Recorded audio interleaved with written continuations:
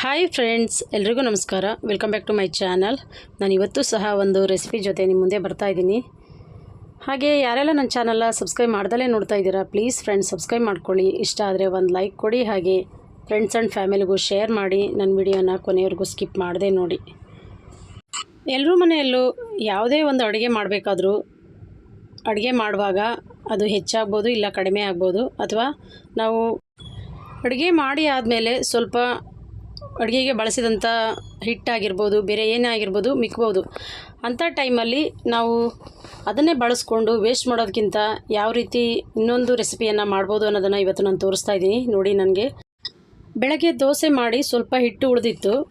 ಆ ಹಿಟ್ಟಿಂದ ಏನಾದರೂ ಮಾಡ್ಬೋದಲ್ಲ ಅಂದ್ಕೊಂಡು ನಾನು ಸಂಜೆಗೆ ಅದೇ ಹಿಟ್ಟಿಂದ ಒಂದು ರೆಸಿಪಿಯನ್ನು ಮಾಡ್ತಾಯಿದ್ದೀನಿ.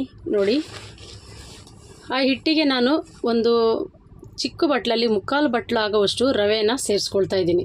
ಸಣ್ಣ ರವೆ, ಉಪ್ಪಿಟ್ಟು ಮಾಡ್ತೀವಲ್ಲ, ಉಪ್ಪಿಟ್ಟು ಕೇಸರಿಬಾತು, ಆ ರವೆನ ಸೇರಿಸ್ಕೊಂಡು ಯಾವುದೇ ಥರದ ನೀರು ಹಾಕಿಲ್ಲ. ಹಿಟ್ಟಲ್ಲಿ ಏನು ನೀರಿತ್ತು ಅದೇ ನೀರಲ್ಲಿ ಚೆನ್ನಾಗಿ ಎಲ್ಲ ಗಂಟು ಬರೆದ ರೀತಿ ಮಿಕ್ಸ್ ಮಾಡ್ಕೋಬೇಕು.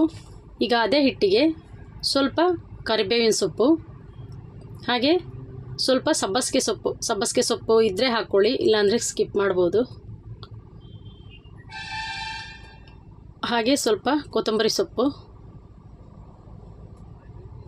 ಜೊತೆಗೆ ಒಂದು ದಪ್ಪ ಈರುಳ್ಳಿನ ಈ ಥರ ಚಿಕ್ಕ ಚಿಕ್ಕದಾಗಿ ಕಟ್ ಮಾಡಿ ಹಾಕ್ಕೊಂಡಿದ್ದೀನಿ.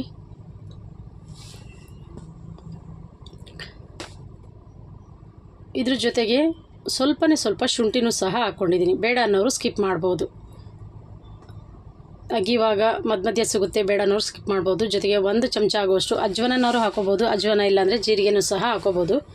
ಲಾಸ್ಟ್ಗೆ ಸ್ವಲ್ಪ ಸೋಡಾ ಹಾಕ್ತಾಯಿದ್ದೀನಿ. ಹಿಟ್ಟು ಜಾಸ್ತಿ ಉಳಿದರೆ ಸೋಡಾದ ಅವಶ್ಯಕತೆ ಇರಲ್ಲ. ನೋಡಿ, ಸ್ವಲ್ಪ ಅರಿಶಿಣದ ಪುಡಿಯನ್ನು ಹಾಕ್ಕೊಳ್ತಾ ಇದ್ದೀನಿ. ಇಲ್ಲಿ ನಾನು ಕಡಲೆ ಹಿಟ್ಟನ್ನು ಬಳಸ್ತಾ ಇಲ್ಲ, ಹಾಗಾಗಿ ಸ್ವಲ್ಪ ಕಲರ್ಗೋಸ್ಕರ ಅರಿಶಿಣದ ಪುಡಿಯನ್ನು ಹಾಕ್ತಾಯಿದ್ದೀನಿ. ಈಗ ಇಷ್ಟನ್ನು ಸಹ ಚೆನ್ನಾಗಿ ಮಿಕ್ಸ್ ಮಾಡ್ಕೋಬೇಕು. ಇಲ್ಲಿ ನಾನು ಮಿಕ್ಸ್ ಮಾಡುವಾಗ ನೀರನ್ನು ಹಾಕ್ಕೊಂಡಿಲ್ಲ. ದೋಸೆ ಹಿಟ್ಟಿನ ನೀರೇನಿತ್ತು ಅದಕ್ಕೆ ಸೇರಿಸಿ ಮಿಕ್ಸ್ ಮಾಡ್ತಾಯಿದ್ದೀನಿ. ನೋಡಿ, ಸ್ವಲ್ಪ ಗಟ್ಟಿ ಇದೆ. ಈರುಳ್ಳಿ ಮತ್ತು ಈ ಸೊಪ್ಪುಗಳೆಲ್ಲ ಸ್ವಲ್ಪ ಹೊತ್ತು ಬಿಟ್ಟಾದಮೇಲೆ ಅದರಲ್ಲೂ ನೀರು ಬಿಡುತ್ತೆ. ಅದಕ್ಕೋಸ್ಕರ ನೀರಿನ ಅವಶ್ಯಕತೆ ಇಲ್ಲ. ಕಲಸಿ ನಾವು ಒಂದು 10 ನಿಮಿಷ ಹಾಗೆ ಇಡಬೇಕಾಗುತ್ತೆ. 10 ನಿಮಿಷ ಆದಮೇಲೆ ಅದು ಕರೆಕ್ಟು ಕನ್ಸಿಸ್ಟೆನ್ಸಿಗೆ ಬಂದಿರುತ್ತೆ. ಅಂದರೆ ನಾವು ಬೋಂಡ ಹಿಟ್ಟನ್ನು ಎಣ್ಣೆಗೆ ಬಿಡುವಾಗ ಯಾವ ಹದಕ್ಕೆ ಇರಬೇಕೋ ಅದಕ್ಕೆ ಬಂದಿರುತ್ತೆ. ಅದಕ್ಕೋಸ್ಕರ ಈ ಟೈಮಲ್ಲಿ ನೀರನ್ನೇನು ಹಾಕೋಬಾರ್ದು. ನಾನಿಲ್ಲಿ ಖಾರಕ್ಕೆ ಹಸಿಮೆಣ್ಸಿನ್ಕಾಯಿ ಸೇರಿಸಿರಲಿಲ್ಲ, ಹಾಗಾಗಿ ಹಸಿಮೆಣ್ಸಿನ್ಕಾಯಿನೂ ಸಹ ಚಿಕ್ಕದಾಗಿ ಕಟ್ ಮಾಡಿ ಹಾಕ್ಕೊಳ್ತಾ ಇದ್ದೀನಿ. ಹಸಿಮೆಣ್ಸಿನ್ಕಾಯಿ ಬೇಡ ಅನ್ನೋರು ಸ್ವಲ್ಪ ಖಾರ ಪುಡಿನೂ ಸಹ ಹಾಕ್ಕೋಬೋದು. ನೋಡಿ, ಈಗ ಎಲ್ಲ ಚೆನ್ನಾಗಿ ಮಿಕ್ಸ್ ಆಗಿದೆ. ಈ ಥರ ಮಿಕ್ಸ್ ಆದಂಥ ಈ ಬೋಂಡದ ಹಿಟ್ಟನ್ನು ಒಂದು 10 ನಿಮಿಷ ಹಾಗೆ ನೆನೆಯಲಿಕ್ಕೆ ಬಿಡಬೇಕು. ಇಷ್ಟು ಗಟ್ಟಿ ಇರಲ್ಲ. 10 ನಿಮಿಷ ಆದಮೇಲೆ ಸ್ವಲ್ಪ ತೆಳು ಬರುತ್ತೆ. ಅಂದರೆ ನಾವು ಬೋಂಡ ಬಿಡುವಾಗ ಇಷ್ಟು ಹದಕ್ಕೆ ಇಟ್ಟಬೇಕೋ ಆ ಹದಕ್ಕೆ ಬಂದಿರುತ್ತೆ. ಹಾಗಾಗಿ ಒಂದು 10 ನಿಮಿಷ ಹಾಗೆ ಇಡಬೇಕು. ನೋಡಿ, ಈಗ ಒಲೆ ಮೇಲೆ ಒಂದು ಬಾಣಲಿ ಇಟ್ಕೊಂಡಿದ್ದೀನಿ. ಅದಕ್ಕೆ ಕರಿಲಿಕ್ಕೆ ಎಷ್ಟು ಎಣ್ಣೆ ಬೇಕೋ ಅಷ್ಟು ಎಣ್ಣೆನ ಹಾಕ್ಕೊಂಡಿದ್ದೀನಿ. ನಾನು ಇಲ್ಲಿ ಎಣ್ಣೆ ಜಾಸ್ತಿನ ಹಾಕ್ಕೊಂಡಿಲ್ಲ. ನೋಡಿ, ಹಿಟ್ಟು ಇಲ್ಲಿ ಸ್ವಲ್ಪ ತೆಳುವಾಗಿದೆ. 10 ನಿಮಿಷ ಆದಮೇಲೆ ಈಗ ಸ್ವಲ್ಪನೇ ಎಣ್ಣೆ ಚೆನ್ನಾಗಿ ಕಾಯ್ದ ಮೇಲೆ ಹಾಕ್ಕೊಳ್ತಾ ಇದ್ದೀನಿ. ಮಾಮೂಲಿ ಇನ್ನೇನು ಬೋಂಡ ಬಿಡೋದು ಎಲ್ರಿಗೂ ಗೊತ್ತಿರುತ್ತೆ. ಈ ದೋಸೆ ಹಿಟ್ಟು ಉಳಿತಲ್ಲ ಅಂತ ವೇಸ್ಟ್ ಮಾಡೋದಕ್ಕಿಂತ ಈ ಥರ ಸಂಜೆ ಟೀ ಕಾಫಿಗೆ ಸ್ನ್ಯಾಕ್ಸ್ ಮಾಡಿದಾಗ ತುಂಬಾ ಚೆನ್ನಾಗಿರುತ್ತೆ. ಇಲ್ಲ ಇಡ್ಲಿ ಮಾಡಿದಾಗ ಇಡ್ಲಿ ಜೊತೆನೂ ಸಹ ಸರ್ವ್ ಮಾಡ್ಬೋದು. ರವೆ ಬೇಡ ಅನ್ನೋರು ಸ್ವಲ್ಪ ಅಕ್ಕಿ ಹಿಟ್ಟನ್ನೇ ಸೇರಿಸ್ಕೋಬೋದು, ಸ್ವಲ್ಪ ಕಡಲೆ ಹಿಟ್ಟನ್ನು ಸಹ ಸೇರಿಸ್ಕೋಬೋದು. ಒಟ್ಟಿನಲ್ಲಿ ಬೋಂಡ ಮಾಡಲಿಕ್ಕೆ ಯಾವ ಹದ ಬೇಕೋ ಅದಕ್ಕೆ ನಾವು ಅಕ್ಕಿ ಹಿಟ್ಟು, ಕಡಲೆ ಹಿಟ್ಟು ಅಥವಾ ರವೆ ಯಾವುದನ್ನಾರು ಸೇರಿಸ್ಕೋಬೋದು. ರವೆ ಸೇರಿಸಿರೋದ್ರಿಂದ ತಿನ್ನುವಾಗ ತುಂಬಾ ಕ್ರಿಸ್ಪಿನೆಸ್ ಇರುತ್ತೆ. ಹಾಗೆ ಮೇಲೆ ಕ್ರಿಸ್ಪಿಯಾಗಿ ಒಳಗೆ ತುಂಬಾ ಮೆತ್ತಗಿರುತ್ತೆ. ರುಚಿಯಂತೂ ತುಂಬ ಚೆನ್ನಾಗಿರುತ್ತೆ. ಇದು ಅಕ್ಕಿ ಹಿಟ್ಟಿನ ಬೋಂಡ ಅಂತ ಗೊತ್ತಾಗೋದೇ ಇಲ್ಲ. ಮಾಮೂಲಿ ನಾವು ಯಾವ ಕಡಲೆ ಹಿಟ್ಟಿನ ಬೋಂಡ ತಿಂದಾಗ ಏನು ರುಚಿ ಬರುತ್ತೆ ಅದೇ ರುಚಿ ಈ ಬೋಂಡದಲ್ಲೂ ಸಹ ಇರುತ್ತೆ. ನೋಡಿ, ಈಗ ಒಂದು ಸೈಡ್ ಚೆನ್ನಾಗಿ ಬೆಂದಿದೆ. ಈಗ ಇನ್ನೊಂದು ಸೈಡು ಸಹ ಚೆನ್ನಾಗಿ ಬೇಯಿಸ್ಕೋಬೇಕು.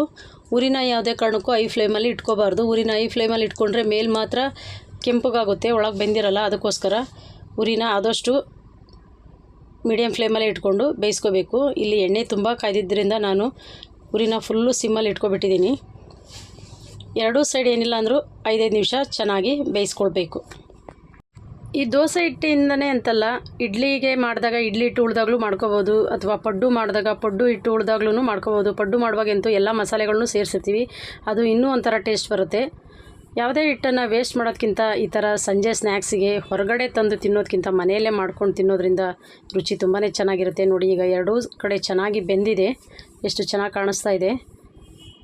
ಇದೇ ಥರ ಉಳಿದ ಹಿಟ್ಟನ್ನು ನಾನು ಮತ್ತೊಂದು ಸಾರಿ ಬೋಂಡನ ಕರ್ಕೊಳ್ತೀನಿ. ಇದೇ ಥರ ಒಂದು 2-3 ಸಾರಿ ಬೋಂಡ ಮಾಡ್ಕೊಂಡಿದ್ದೀನಿ. ಅಷ್ಟು ಹಿಟ್ಟಿಂದ ಸುಮಾರು ಒಂದು 20-30 ಬೋಂಡ್ಗಳಾಗಿದ್ದು, ಅದೇ ಹೊರಗಡೆಯಿಂದ ಆ 20-30 ಬೋಂಡ ತರಬೇಕು ಅಂದರೆ ಎಷ್ಟು ದುಡ್ಡು ಖರ್ಚಾಗುತ್ತೆ. ಅದಕ್ಕೋಸ್ಕರ ಈ ಥರ ಮನೆಯಲ್ಲೇ ಉಳಿದ ಪದಾರ್ಥಗಳಿಂದ ವೇಸ್ಟ್ ಮಾಡೋದಕ್ಕಿಂತ ಈ ಥರ ರೆಸಿಪಿಯನ್ನು ಮಾಡ್ಕೊಂಡು ತಿನ್ನೋದ್ರಿಂದ ರುಚಿನೂ ತುಂಬ ಚೆನ್ನಾಗಿರುತ್ತೆ, ಜೊತೆಗೆ ಆರೋಗ್ಯಕ್ಕೂ ಒಳ್ಳೆಯದು ಅಂತಲೇ ಹೇಳ್ಬೋದು. ಹೊರಗಡೆ ಯಾವ ಥರದ ಎಣ್ಣೆ ಹಾಕಿ ಕರೆದಿದ್ದಾರೋ ಅನ್ನೋ ಒಂದು ಭಯ. ನೋಡಿ, ಇದು ಸಹ ಎರಡೂ ಸೈಡು ಚೆನ್ನಾಗಿ ಬೇಯ್ತಾ ಇದೆ. ಇದ್ರ ಜೊತೆಗೆ ಚಟ್ನಿ ಆಗಿರ್ಬೋದು, ಇಲ್ಲ ಟೊಮೆಟೊ ಸಾಸ್ ಆಗಿರ್ಬೋದು, ಏನು ಬೇಡ ಅಂದರೆ ಕಾಫಿ ಜೊತೆನೂ ಸಹ ತಿನ್ಬೋದು. ರುಚಿ ತುಂಬಾ ಚೆನ್ನಾಗಿರುತ್ತೆ.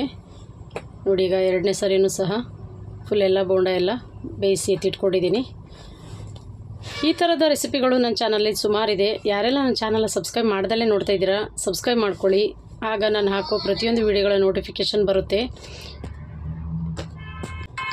ಓಕೆ ಫ್ರೆಂಡ್ಸ್, ನಾನು ಮಾಡಿದ ಈ ರೆಸಿಪಿ ನಿಮಗೆ ಇಷ್ಟ ಆಗಿದರೆ ಪ್ಲೀಸ್ ರೆಸಿಪಿಗೊಂದು ಲೈಕ್ ಕೊಡಿ. ಹಾಗೆ ಇನ್ನೂ ಯಾರೆಲ್ಲ ನನ್ನ ಚಾನಲ್ ಸಬ್ಸ್ಕ್ರೈಬ್ ಮಾಡ್ದಲ್ಲೇ ನೋಡ್ತಿದ್ದೀರಾ ಪ್ಲೀಸ್ ಸಬ್ಸ್ಕ್ರೈಬ್ ಮಾಡ್ಕೊಳ್ಳಿ, ಹಾಗೆ ಲೈಕ್ ಕೊಡಿ. ವಿಡಿಯೋ ನೋಡಿದ ಎಲ್ಲರಿಗೂ ಮತ್ತೊಮ್ಮೆ ನನ್ನ ಧನ್ಯವಾದಗಳು.